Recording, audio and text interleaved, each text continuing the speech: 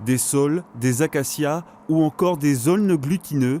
D'ici 15 jours, une partie de ces arbres un peu gênants devra disparaître de la zone humide des Boulins. Il faut de la main-d'œuvre parce qu'on n'intervient pas avec des engins.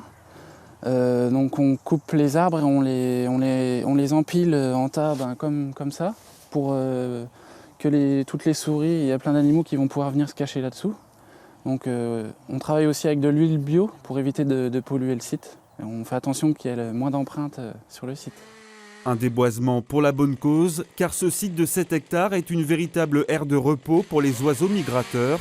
En l'espace de 7 ans, la Ligue de protection des oiseaux a bagué ici près de 33 000 individus, dont 77 espèces.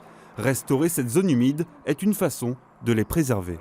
Comme c'est un site avec des eaux peu profondes, très riches, on a un développement donc de la végétation arbustive. Donc on a des saules énormément qui poussent.